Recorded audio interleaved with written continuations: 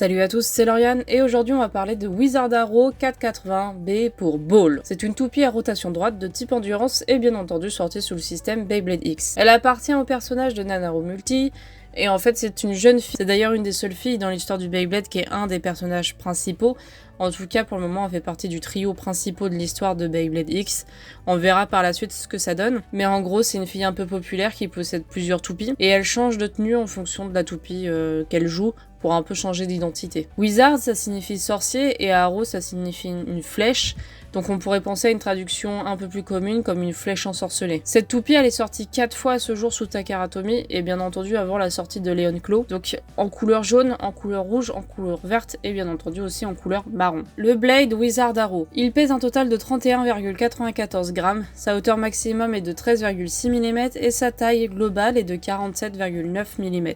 Et bien entendu, c'est un Blade à rotation droite. Il s'agit d'un Blade qui rappelle beaucoup la forme d'Hydrasil sous Beyblade Burst par exemple, mais aussi sous MFB pour Beat Lynx. C'est beaucoup de comparaisons qui ont été faites dans la communauté. C'est un Blade qui possède 2 lames lisses pour favoriser l'aérodynamisme global avec 2 points d'impact très marqués pour un côté un peu plus défensif. C'est un Blade qui pourra facilement repousser son adversaire tout en gardant un certain équilibre en jeu. Le Ratchet 480. Son poids total est de 7,2 grammes. Le nombre d'exemplaires parus à ce jour est de 6 fois et en comptant les éditions limitées. Il s'appelle ainsi parce qu'il fait 80 mm de hauteur et c'est d'ailleurs le Ratchet le plus haut à ce jour. Il possède 4 aspérités garantissant une meilleure inertie de la toupie, mais cependant sa hauteur sera un gros défaut à l'avenir. Quand il va commencer à perdre de l'endurance, sa hauteur va le faire pencher et ainsi la toupie va vachement se déséquilibrer. Le Beat Ball, son poids total est de 2,04 grammes. Sa hauteur maximum est de 29,7 mm et sa largeur de pointe est de 7,1 mm. À ce jour, il est sorti que 4 fois et en comptant bien entendu les éditions limitées. Il ne possède pas d'épaisseur supplémentaire au niveau de sa tige. Le taux de burst sera donc plus faible que pour les autres qui en sont équipés. Cependant, j'ai remarqué que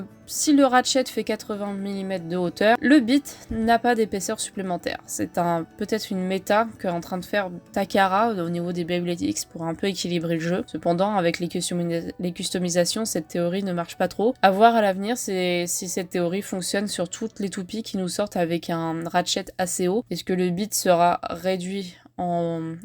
augmenté en burst ou non, ça on verra ça par la suite. Il possède une pointe ronde en plastique laissant la toupie vers le centre du stadium avec une capacité faiblement mobile dans le stadium. Néanmoins, avec sa force cinétique et la X-Line, il peut facilement devenir offensif les premières secondes. Il se place par la suite au centre pour un combat d'endurance. En conclusion, c'est une toupie qui pèse un total de 41,02 grammes et sa hauteur est de 38,2 mm. On va se jouer Wizard Arrow contre Dransword qui est du coup du Random Booster et j'ai gardé juste la version noire, donc on va voir un peu ce que ça donne. Ils ont les mêmes pointes mais pas vraiment le même blade et pas le même ratchet, donc on va voir ce que ça peut donner.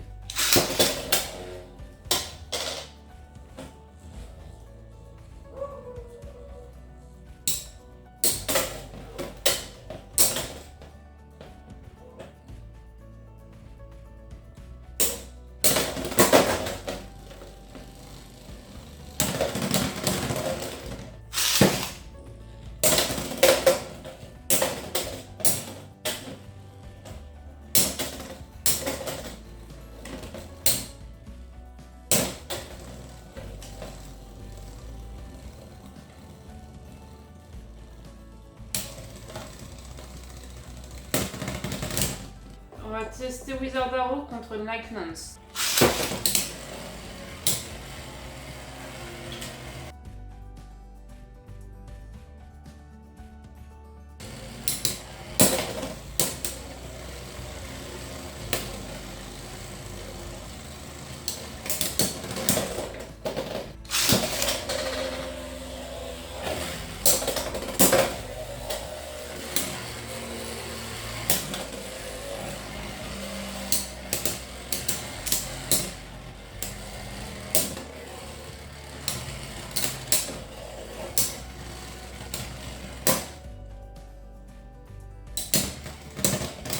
Et on va tester Wizard Arrow contre Shark Edge.